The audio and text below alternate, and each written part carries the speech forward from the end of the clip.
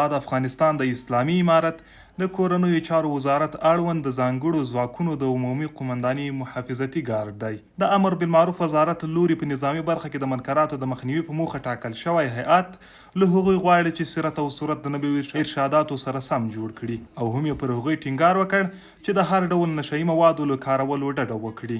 د نظام په ټولو غوښتنو کې اولنۍ غوښتنه دا ده چې باید خپل صورت او سیرت د نبوي سنتو مطابق جوړ کړو، چې موږ د خپل نظام د خپل اسلامي امارت نقشه خلقو ته بې زبان الحال ورکوي.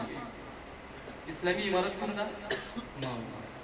چې د نظام کارکوونکي باید د نشهیي توکو د استعمال نه جدا ډډه وکړي. ښاغلي حمید دغه راز د مشرتابه د حکم پر اساس د تیرې ادارې له کارمندانو وغوښتل چې د نظام له لوري ټاکل شوي قوانین په پوره توګه پلي کړي، که نه له دندو به ګوښه کړلی شي. د موږ سره د تیرې ادارې کوم اداري کارکوونکي چې دي هغوی دې په خلاصو غوږو واورو، په خلاصو غوږو.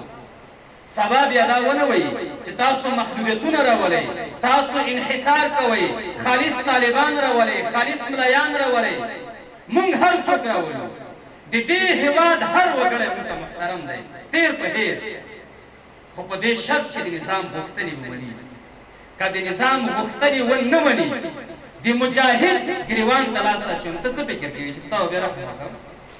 بلخوا نظامي مجاهدین مسؤلینو ته ډاډ ورکوي چې د ټاکل شویو قوانینو پلي کولو ته د سر په بیه چمتو دي او هغوی له نورو نظامي مجاهدینو غواړي چې ټاکل شوي قوانین په پوره توګه پلي کړي. اوس چې کوم امر موږ ته مشران کوي ان شاء الله تعالی چې هغلته د سرونو په بدل کې موږ ورته اماده ول او سرونو قربانۍ هم ورکولې، نو اوس خو دا یو امر ده چې موږ خالي د ځان دپاره دا یو سعادت بلو او نګبختي ګڼو چې موږ سره مشرانو موږ باندې دونه شفقت وکړي او موږ د هغوی امر ته لبیک ووایو، دغه امر موږ په ځان باندې عملي وګرځوو.